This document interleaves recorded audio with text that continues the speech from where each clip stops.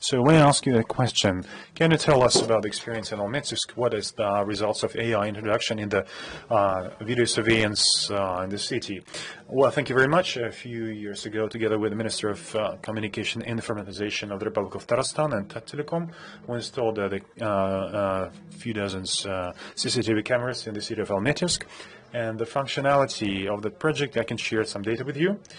So the data from the couple dozens of the CCTV cameras and the crimes that were investigated, the number of criminals that were caught thanks to that also amounts to a few dozens. As for the public safety and the crime prevention initiative, this system allows to get some analytical data and to better understand what is going on, what are the reasons behind different events in the areas of that are crowded, but all the stakeholders it was considered to be as a success story. So question to you, what are the requirements that did the system have and what the task was set before the designers and developers of the software? Well, when we designed that system, here I'm speaking about the Kazan Tatarstan and Tattelecom, the video surveillance system. So there was one mission to economically efficient, to collect video from as many sources as possible, store it, and to share it with a many number of users. Nowadays there are 18,000 cameras of that CCTV, of the surveillance system, and it was to maximize the efficiency of the sources used and the maximum quality of the image we get from these cameras. That was the major task. And that time it was addressed. And now the question is to you now. In Techlab, what are the reality nowadays? Tell us about your projects. In Techlab, it's an international company, and we have more than 30 major clients in operating in more than 15 countries of the world. And as you probably know, we are leaders in terms of the face recognition globally. And we claiming the first prizes in the different contests, international contests. So our solutions are capable of winning the first prizes with a specific set of data, but also work in a real life and bring some results. I'm speaking here about the cities and the public safety, and speaking about the business sphere as well. We work successfully in the retail, in finance sector, in commercial real estate, and some industrial sites. So as for some interesting cases, you probably know, due to the pandemic, we were quite fast to come up with a anti-coronavirus product that allows to precisely detect and recognize the faces of the people, no matter what masks they are wearing, and allows to perform different analytical analysis and to monitor the social distancing rule if it is a bit. So this product is very popular and abroad as well, specifically in Latin American countries. What is the specificity of your system? What challenges you faced? Well, as for the challenges, they are quite obvious. I would say any system is challenged with these difficulties when they are trying to overcome the certain number of the cameras, when they have too many cameras, or thousands and thousands CCTV cameras, and any developer, software developer and designer will face these challenges. So it's about scaling up that system, how to distribute this video flow of the video content, then to assemble it again, then to distribute this load between servers, and then stream it to different users and consumers to maximize the efficiency of whole infrastructure operation. Because there is no roadmap or plan how to often use and how many users will try to get this video content in real time for the archives. And that design of balancing the load taken by the servers, it allows to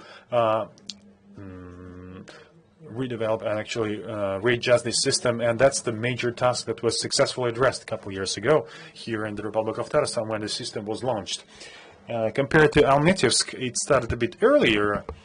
That's the actually initial system for CCTV video surveillance. And as for my colleague, first of all, I would like to say that we are partners. And the NTV, ITV group companies, we have the customized solutions for AI, solutions for situational analysis. If you speak about biometrical data, we use the technology of the partners.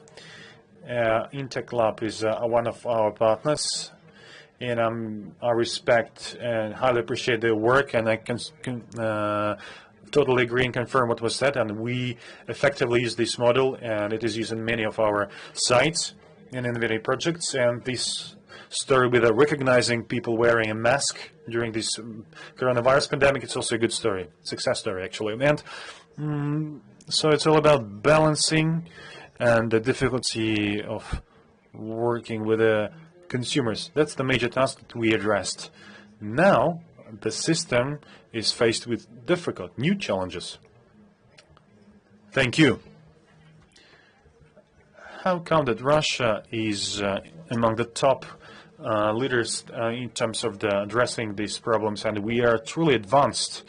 We are ranked among the best globally. And speaking from my experience, I can say that these solutions that they developed here in Russia, they are actually mesmerize other countries and companies from other countries, because historically we have very solid foundation, very good academic school, and we have good environment. There are some incentives to develop these technologies, and these solutions were initially used during the World Cup events. And it's not only about the face recognition, because there are some other high-tech solutions, for example, development of robotics. And we discussed the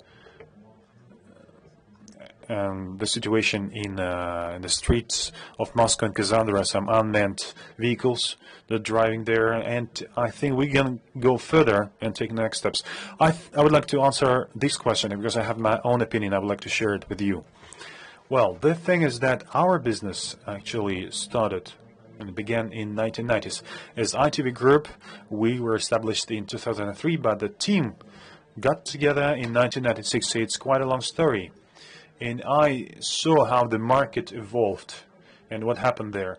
I think that the conditions that we have now and that we witnessed back in 2000s that are still going on, I think it's all about a great number of smart people, young people. It's a very good school, very good training, and most importantly,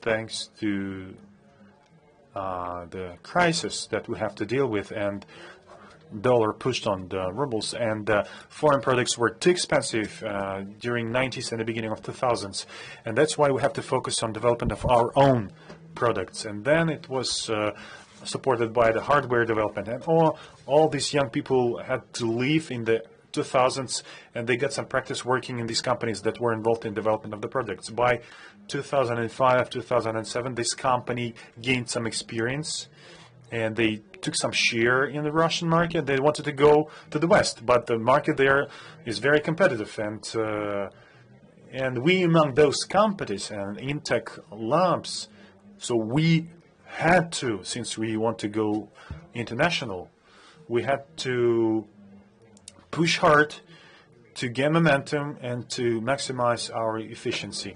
If we compare it, and the companies working in, international companies working there didn't put so much effort and didn't push forward, because they had very stable situation, and the market with all that in mind is very much fragmented. I mean, there are a lot of sections. The companies that ranked first in the IT security market never was number one in the world. And in these developed markets, it's not the situation, because if you take the car market or household appliances market, usually there is some basic country where it is ranked first, it dominating the market there. At our market, the situation was different. The company that came number one never occupied the top places in any of the countries. But so the market is evolving, and they are ready to accept new players if they offer something interesting, something competitive. So two companies that are representatives of that company that actually about 10, a bit more than 10, that actually claim their position in the international market, and actually we studied very properly what they are doing there, and we invested heavily effort, time, and money, and thoughts, and we offered something that was missing in the market, and that was we were not committed, worked persistent, and now being there, working there. Like Axonsoft is company number three in terms of turnover in the security market. We have 50 offices around the globe, and we participate in all the markets. We see all the needs in different countries, and of course, we offer it to our product. We integrate it in our product, and we consolidate information not only from Russia but from around the globe. And it means that we're still a bit ahead and overtaking some other companies. And the markets of our partners, we still have some major products because we offer economically more efficient and well-balanced product. The same story with my colleagues. And Russian companies connected with the high-tax solutions, I mean the software development companies, they in the international market are very much demanded. Can you tell us what is the effect, what is the advantage for the citizens of the Republic? Well, we all say that what smart city is, but we often forget that smart city is not just an environment, it's an environment that can use all the information in an effective way, all the big data. So at the moment, the big data that we have is honestly quite small. Yeah, so we call it big data, but in fact, it's just a video that is kept somewhere in the archive. But the consumers of the system, the users of the system, once they go into be unified, working in Tatarstan as one. So it's not just safety agencies, but it's also housing services and utilities. So an effect is going to be quite significant. So at first, we use it for investigations.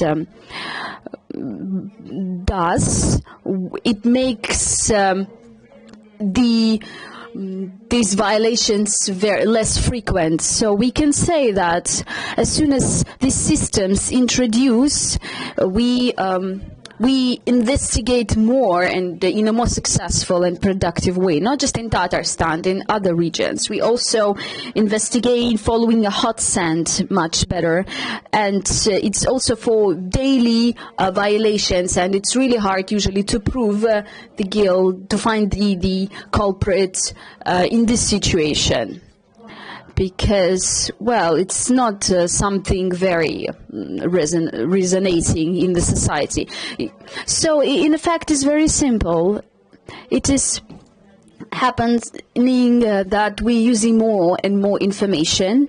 We're accumulating this information, and people feel that it is convenient, that it is safe. So if we think about the future, like very remote future, quite remote future, so you can imagine, just imagine we have a system that can, well, for example, monitor the movement, the routes of all the transports, all the transportation means online in real time, and at the same time to access all the descriptions of different accidents, the places where they usually take place, to collect it as big data. Then artificial intelligence can process this information. So at the end, we can even forecast, we can even predict that there is going to be an accident here or there at a certain period of time. And if a person starts to behave in a nervous way on the road, then we can send a message like, please calm down, because we can feel different from the emotional point of view. So it's very hard. The first step is the hardest usual. So first we collect the data anonymously, we need to process it, we need to compare it, and at the end we need to receive an interesting result that can be used as a basis to make our life safer, to make it better. So the citizens will say that they see this electronic connection with the smart city because they can contact hospitals. For example, they can have an appointment with a doctor through the online website, and it's the same, actually, the same principle. All these assets, electronic aspects, they all connected to the smart city, and we just need to create this big data to make really a smart city. So, are you not afraid when you see how speed this artificial intelligence is developing? Well, first of all, I should say that I agree with Andrei. Well, to go back to the previous question, I want to say that I agree with Andrei, and that First thing is safety, and as for various violations and crimes, yes, it's something very accessible. You know, it's on the surface. Well, for example, when we worked during the World Championship, there was like a cup given to the best player, and it has been stolen, you know. And using this surveillance, video surveillance system, we found this culprit next day. So it was a very famous story. And or Tretikov Gallery, when Queen's painting was stolen, and I think just several hours later, yes, it was less than a day. It took less than 1 day to find the thief. So this is a very good example, and it's we can say that the system is very efficient. So Andrei mentioned, for example, a doctor appointment. I can share my experience. My grandmother is 95 and my grandfather is 93, and my grandmother always gets this appointment with the doctor. They live, by the way, in the Moscow region, through this website. So it's very accessible. It's not just to pay the utilities, for example, but all the interfaces that are made at the moment, they're very convenient. So you can see this even in on my family's example. We're always extra careful and thinking about all those movies, you know, but these futuristic movies, but in real life it's very simple, and we see it on a daily basis. I think we will add more to this. I think a bit later you will hear more. Dmitry will tell you more. So I support Andrei's opinion, and I can say that I myself use a lot. So we should not be afraid of artificial intelligence. We should be even upset that it's not developing as fast as we would love to. It's not about it having, I don't know, special skills of conquering the world. So artificial intelligence cannot create something new from the scratch. I can explain you why, but I'm not going to, because it will take a lot of time. You have to believe me that there is a fundamental restriction. Artificial intelligence cannot create anything new from the scratch. It can compile, it can compare, it can choose the best based on the comparison, but it can done only something routine. For example, some people say that artificial intelligence will replace people. Well, at the moment we can see that this process is not new. In the beginning of the 20th century, machinery and equipment started to do what people used to do. Machines started to replace people, but only if it is about routine activities, not very nice activities that you have to do. So if it's a routine, if it's a repeated process, if it's a manual labor that you don't like, if it is something where you need to come up with new ideas, when you have to be inventive, machines cannot do that, because there is a fundamental rule, there are fundamental limitations. Don't be afraid. But yes, here I would love to explain my opinion, because I partially disagree. Of course, if we talk about the basic information, in the nearest future, of course, artificial intelligence cannot achieve something new. But as for the replacement of people, but to make some activities that we cannot make with human resources because we don't have enough resources, this is something that we use this artificial intelligence for. For example, if we talk about video surveillance, in Moscow, it records 1.5 billion of videos per year, and it's impossible to do it with human resources. And to get the big data from it and to use it later in order to control the city's household is possible. It's possible. So this is where we use artificial intelligence. But Dmitry, you don't disagree with me. You agree with me. That's exactly what I mentioned. Yes, partially. So it allows us to implement new functions, to do new things. Yes, what is impossible to do with current resources. Yes, we need to implement artificial intelligence. We have to be happy that we have it, because you will see it will make our life more interesting and safer. It is also very important to understand that it brings some value to the lives of citizens. solving some basic tasks like safety, increasing the quality of life, the standard of life.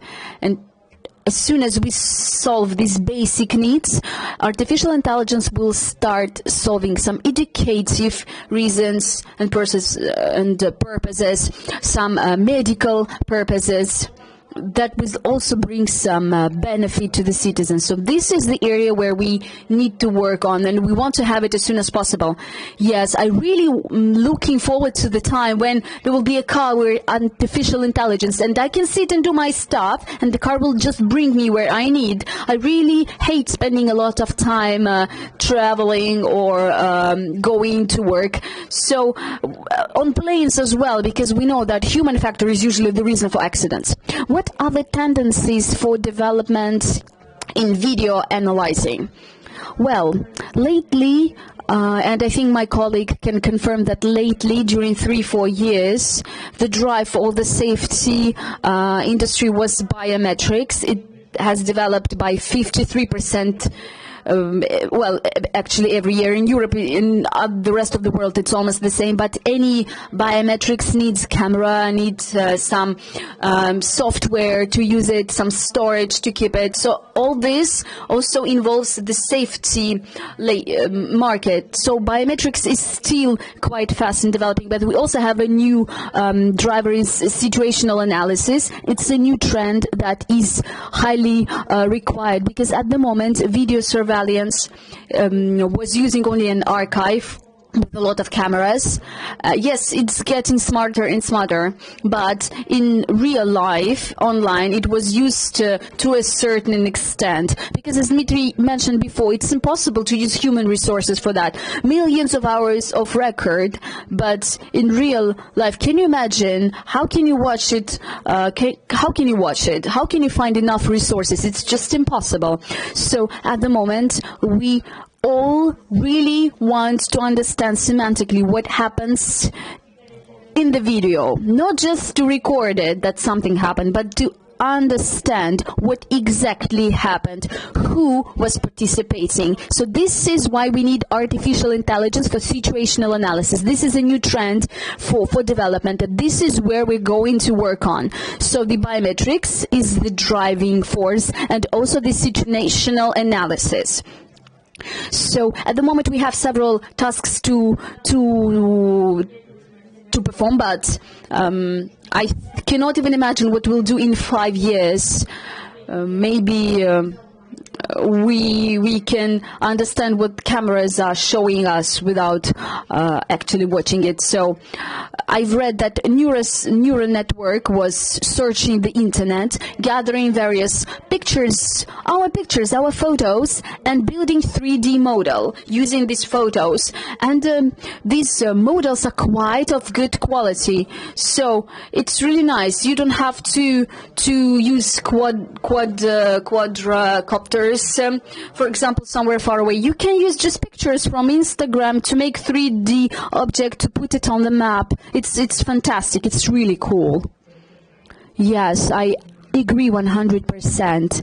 From the biometric point of view, artificial intelligence is already at the point that we cannot do myself. For example, when they ask us how accurate this system is, it's 1 per 10 million, the percentage. So we can say that it's much better than what a human can do with his or her eyes. It's not just better, it's a lot better. It's faster. It has no fatigue. For example, one of our international clients, it has a very big database of faces, and as Dmitry mentioned, 1.5 billion. Well, it was about video, but here we have a very huge database of faces, and it just needs half a second to find the right face in 1.5 billion faces. Just half a second. And of course you can imagine how much time a human would need to do this. And I absolutely agree that as a company we are working on this direction. It's approximately 40 actions that we can define in a city environment. for example, the start of the conflict, we can define. That is really important. We get a notification for example, for businesses, for example, when the person is looking at smartphone or when the customer is talking to a salesperson. So, but we are trying to get more accurate, and we are learning new things. It's interesting for our business customers, for retailers, for example, that want to have a lot of branches, and they need to, for example, to look at the emotions of their clients. And we're talking about things that were impossible before, and it's really impressive. I agree with Andrei 100% that it's going to get more meaningful. It's going to get not just like this, like here is a person, we will understand what the person is doing, and we're going to predict even. Well, Andrei, you're being even modest. Not just emotions, sex, age, race. So we understand if it's a woman, a man, we understand what kind of emotion it has. And if it's an exact place, for example, looking at shelves, we can come up with a lot of ideas. And if you gather all this information, you process it, and you compare it, comparing it to the result, what these people actually bought, and if you process it, you can actually replace a lot of marketing techniques. So of course a human has to make the final decision, but the tool is really powerful.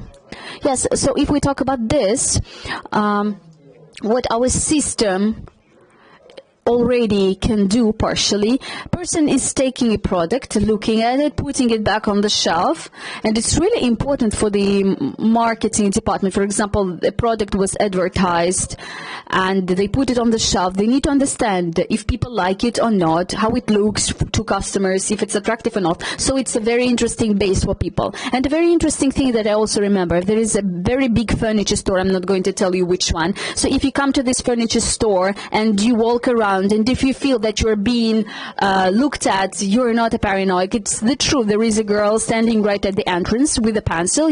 She picks a person, a customer. She is going to follow you all over the store, writing down what you were looking at, what you were picking, what you were taking from shelves, and the whole day she spends like that. So of course it's something very primitive, but you can imagine how many people per day she can follow. 10. It's not a very representative percentage of people, but if we do it automatically, of course you can imagine how much information we can receive and process, and what it can lead to. It will make our life very convenient. Once we come to the same store, we will easily find what we need to. It will look better. Of course, it is all for sales, but that's exactly why we come to any store. We are there to buy things. So everyone is happy. Yes, it's used in trade, I agree, and in the commercial real estate. There are some companies, they have a lot of liabilities, a lot of assets, and they use some kind of a map to make construction very efficient, depending on the territory, depending on the size, and to make it comfortable and useful. So this is one of the ways to use it. And at the moment, there is a very burning topic that is an ecological topic, and how can artificial intelligence help us in this respect? Well, maybe Dmitry can comment on that. Well, if you want, I can comment. Yes, me too. I also can comment on that. I can give you a very simple example. For example, electricity and light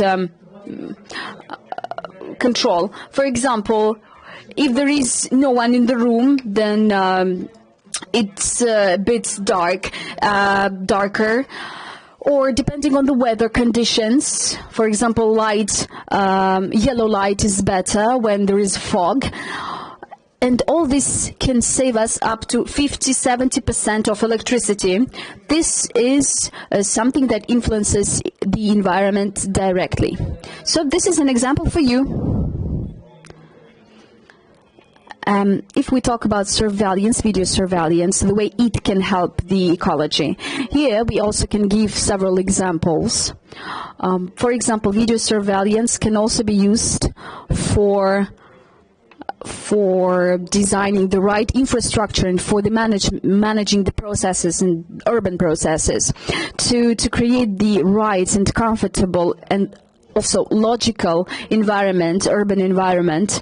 It really allows to decrease the amount of traffic jams, to create better routes for cargo transportation, and it all positively influences the environment.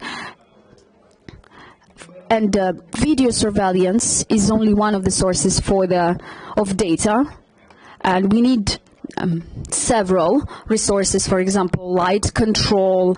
So if we analyze all this data, we really need automatization, and it can help a lot. It can help the environment immensely. Yes, I support you 100%. We've participated in various projects where, using neural networks, we've been accumulating a lot of information about the routes of the different means of transportation and the passengers. And that's how we can reconstruct various streets where we need to make the parking lot, where cars stop, where they where the routes are. Yeah, there are even simple examples. For example, with the help of video surveillance, we can detect some unauthorized garbage sites, and that is also one of the threats to the environment, for sure. And I also want to add to the following. A couple of weeks ago, we had a case when we talked to a very large company, and they're involved into the forest management business, and we didn't expect that they have very cutting-edge tools. They really analyze the type of forest. With the help of this technology, they can detect the types of trees in the forest, and using this artificial intelligence they can control this situation. So a lot of people were used before a lot of human resources, but at the moment we use artificial intelligence for that. So it was a really nice surprise, and this technology is really nice. And also, for example, the safety of the citizens is one of the main responsibilities of the government, and to development of the video surveillance is really important for the safety, to detect various violations. But this infrastructure of video analytics is defining the investment attractiveness of a region as well. So the process of development in Tatarstan was in parallel with Moscow development. It's really my pleasure to say that we have a lot of video cameras on the territory of the Republic of Tatarstan. So we can compare it to the way it is done in Moscow. We always share experience and best practices. We are constantly testing instrumentation and various tools. We're always open, and we allow to test the technologies that we are planning to develop in the future.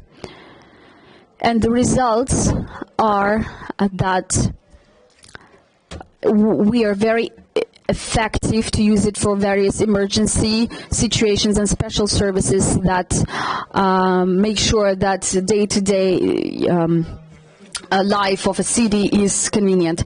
So all this is due to the efficient management of the region. And if you have a look at today's situation, you will see that the more developed IT technologies in the region are, the more digital services this region has in terms of the comfort of the citizens. So all this is very important for various regions to spend, and that's why we spend so much attention.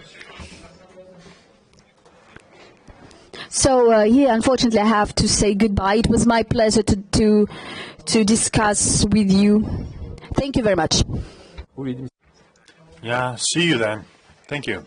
So, in my part, I would like to compliment and say a few good words to Dmitri's team and to the team of the Republic of Tatarstan, because we see that the region is very much advanced. both from the point of view of approaches used and commitment. We see that very sincere, the big interest in new technologies, and we understand that it's actually motivates us as well because we want to develop as well.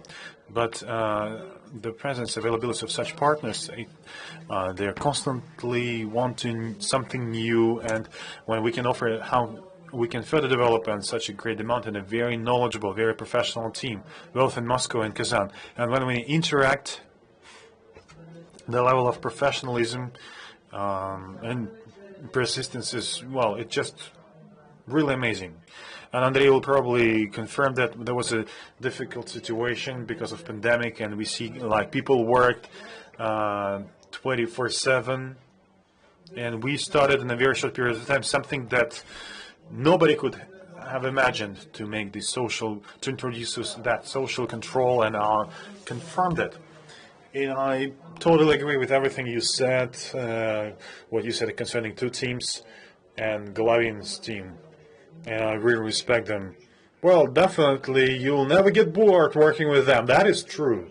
They're pushing on constantly. You know, they're generating ideas, and let's track these and then monitor that, and let's recognize the number plates and so on and so forth. Sometimes it sounds like sci-fi, but then you see it's being implemented, and it's one of the reasons why our technology is very much demanded at the international market, because we have such teams, because they generate, set the right goals, and it's very important to come up with some unrealistic, fantastic idea, some spherical horse in a vacuum, but set the right task and explain it clearly and unanimously, and to stimulate and motivate. They know how to do that. They do very well. What other developments, what other solutions you will come up? You mentioned pandemic. It stimulated and fostered the technological development. Well, let's not speak that much about pandemic. It happened, and it was unexpected, period. But speaking about something that we planned for the 5 years perspective, and it's quite obvious, something rather feasible. As for the conceptual planning, it's a 10 years time. I can tell that our major area of expertise, and we'll be focused on development of the tools for more efficient and intellectual, smart analysis of the archive. Can you imagine internet without search engines, without Yandex, Google? Just imagine for a second. You don't have a chance, an opportunity or tool to ask something in the internet. And that's how the surveillance, video surveillance is organized.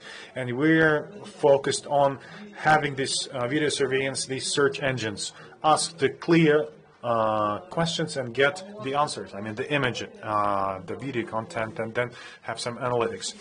So secondly, we are working on customized solutions on some specific sites of the, video analysis of the images, because there are a lot of situational analytics will not be efficient working from the box, because that's the system limit restrictions within the system. In order to get the good results, you have to customize the solutions for a specific site, training further the specialists and upgrading it. And thirdly, we'll continue our partnership with the companies that introducing AI and analysis, and those who are trying to monetize it, those who are working from on the box, from the package, and something that is becoming a common phenomenon. Of course, we will sustain these relations, and within that market, we'll not go into that because we can't compete here. We're just big partners. That's it. So another mission or another goal to support as many interesting solutions and designs developed by the partners, and then fill it, intensify this user-friendly experience, so to make it comfortable and convenient for the user to use our products, and so sparing an effort in that developing and then coming up with the customized products. Well, the thing is that we restructured our company to quickly address these problems, and we achieved certain success rather rapidly. In order to teach neural network on some specific site, it's about the technology on some specific company. So it's organization and some specific means. colleague knows about that because he's involved in educating the neural networks, and we getting some experience how to develop these customized solutions. Well, speaking globally, probably you will add on top of that a few words. I totally agree with that, and it's, you know, you are a very reliable partner. You can count, we can count on you that we know that the partner will ceasingly provide products of high quality.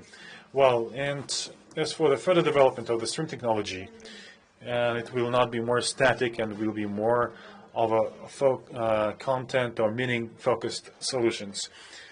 It's not what, for example, some specific person whose name is Andrei speaking, and the first Andrew came that time, and the second Andrew came the other time. Or we went to some place and we felt some good emotions, and communication was effective, or in some other case was not. It will be focused around the content and content analysis. If we speak about the urban environment, I come to some place, I took a ride in one car, I did some actions, and if we speak about my behavior mode in a restaurant, I was happy and the services provided was the best. Or, for example, my dynamics of visiting some places, it speaks for the fact that the waiter that was serving me, and he could do his work better and bring more money to this restaurant. These are the basic examples. That will be more of this content-focused analysis. So I would say it is done manually now, and of course there are some expenses behind it, but there will be huge amounts of data, and based on the big data analysis that was mentioned by Andrei, some predictive analysis, foreseeing and forecasting.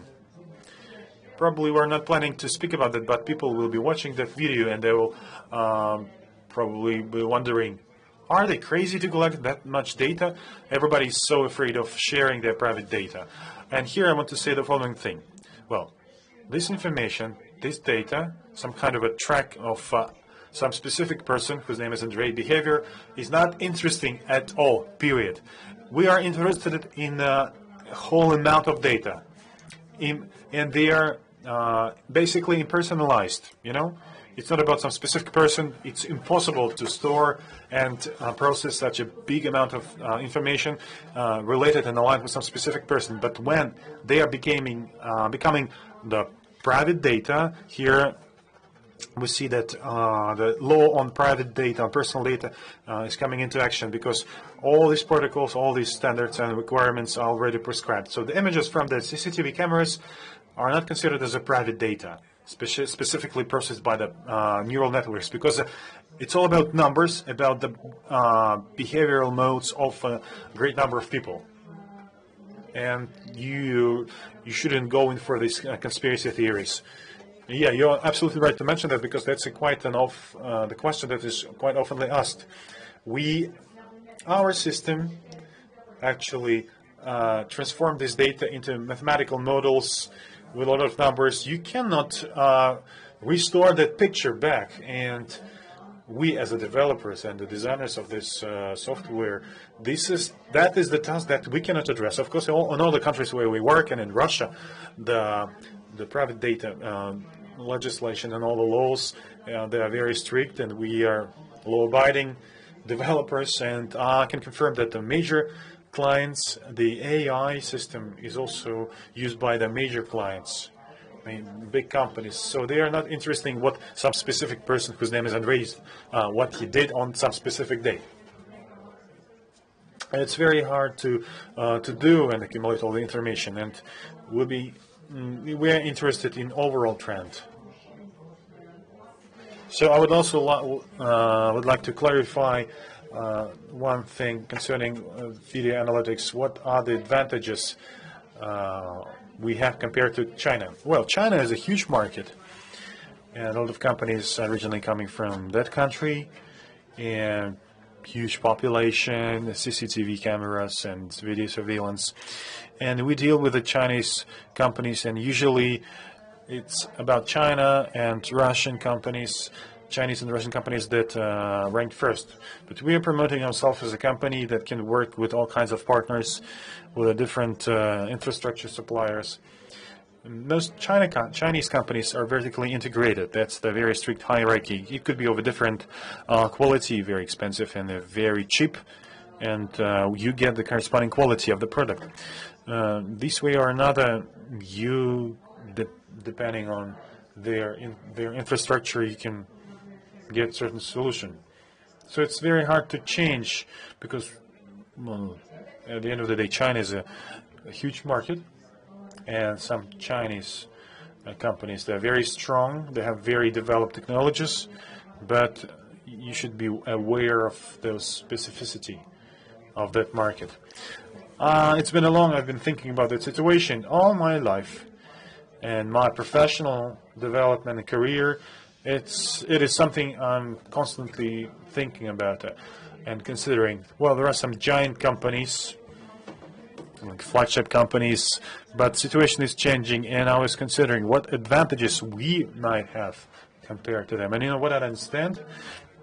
The problem here is about the following thing. The Russian market and even half of the world market for the Chinese companies are secondary from the point of their interest and priorities, because of primary importance. It is their domestic market is of primary importance, because to pay so much effort, to put so much effort to customize the solutions for some specific markets, it's not very interesting for them. These giant companies that actually grew within the period of 2, 3, 5 years.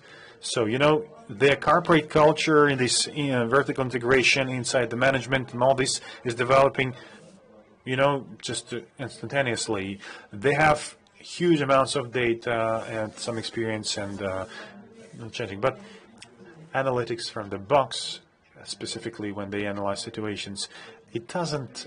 It should be customized and fine-tuned to in order to apply on some other sites. And China, with all their capacity and potential they have, they actually exceeded certain size. There are certain economy principles and mechanisms that apply here. So here, we have the advantage that we're still flexible, still agile. I can speak for the ITV company, ITV Group. So this year, this 2020, we celebrate our 17th anniversary since the establishment. But I still believe, I still think our company is a startup, and we behave in the market correspondingly, because otherwise they will just acquire us and we'll be die out. They have a lot of advantages, some financial tools and opportunities. But speaking about the cost of the labor force and advantages of the software, they are being leveled, because the cost of the labor force in Russia is cheaper compared to China. Is it good or bad? It's up to you to decide, but that's the fact. China took advantage of the following thing. The software, it's the specificity of their industry, so pirating and so on. Since 2000s, their software's cost is zero. It costs nothing. On the one hand, it's really good. It's cool. There is no self-cost, and you shouldn't take into account that. It's good. But on the other hand, we understand all the qualities, all the features of that software.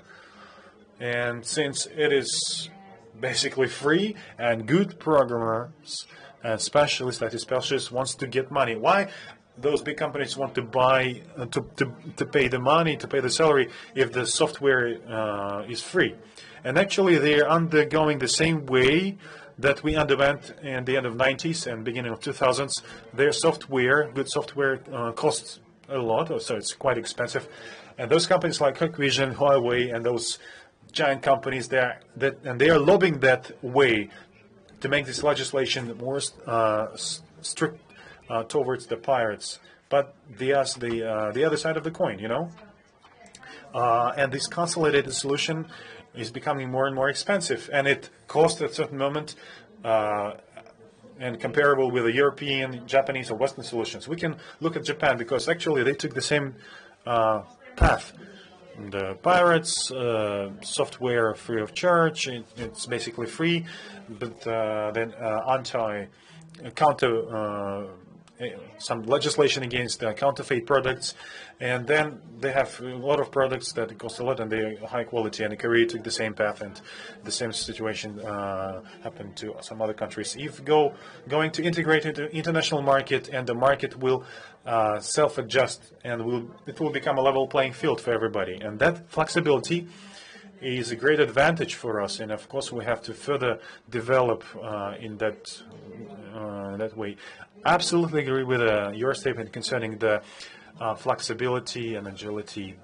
It's very important to understand the demands and requirements of the customer. Of course, there are some default solutions, and the criterion of the success is to realize, to be aware of real demands and requirements of the client.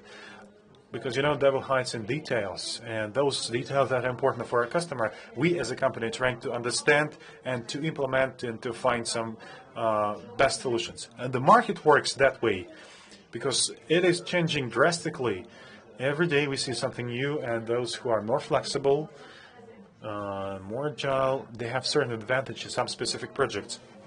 So we respect our Chinese partners. We have these partners, we have some joint projects, international ones as well, and we understand that having such a huge scale, growing in their own market, it's very hard to pay attention to the customer that is localized in some different continent and different country, and their size is not that big compared to their domestic clients. And it's very important for us when we work with a client, with a customer, we very attentive, and we are very picky about what specifically that customer needs. Our session is almost over. Maybe you have some comments on those things that we discussed. I have something to say. I would add on one thing. I want to say that the system that we have so far, and the system in Tata Telecom, it has a huge capacity. It's very important to understand that. And as I repeatedly said, we are basically aggregator of the technologies, and we can easily integrate basically any technologies of video content analysis into the current system offered by our colleagues, or if we come up with some solutions. And choosing some basic software decision on that option was the very right one. It was very long term because it could become a foundation above which you can upgrade with some powerful streaming, like it was done in Moscow, or mapping of the territory, and connect any systems of analytics for of the video content. And now we're pushing forward into the internet, and giving the options and there. And I hope that our colleagues from Tata Telecom will pilot these technologies with the support of the mapping and streaming. And this project will be very efficient in terms of the variety of options and functions it is performing. And in that terms, Tatarstan did a great job in those solutions that they chose initially. It allows the system to evolve further, not to perform some fundamental reconstruction and reforming, but adding up and upgrading it gradually. And we, as the third company in the world in terms of the internet and IT security, and number one in situational analytics, and the Intact Lab companies, number one as a company, number one in terms of biometrics analysis, with its opportunities, can of course offer their technologies and their solutions. Yes, in fact, we are a world leader in a lot of various nominations and competitions. We won a lot of awards. So yeah, it's easy to say that you're number one, but if you actually won awards, it's a different thing. So when I say a third place, I mean a turnover, sales. That's what I mean. Yeah, sure. So, on behalf of my company, I would love to thank the Republic of Tatarstan, because for us, this cooperation was really very productive. We made progress together. We've tried new things together. and it was really quality cooperation. I believe that we will continue doing it in the future, that we'll work more. Thank you very much. And another thing, the way we usually do is like this. For example, let's take best practice from somewhere else, but here it's the opposite. We chose a product and we developed together new technologies that appeared together on request of Tatarstan or Moscow. And now, for this technology, one of the largest projects, if you know IT Salat, covering the Middle East, for example, they used technologies that were in fact created here in Tatarstan, and we distributing it there now. This is just one of the examples, so it's a really interesting effect. Some technologies are being born here in Tatarstan, and we promote them in the international market, and they are in demand. That's why we can be proud, I believe.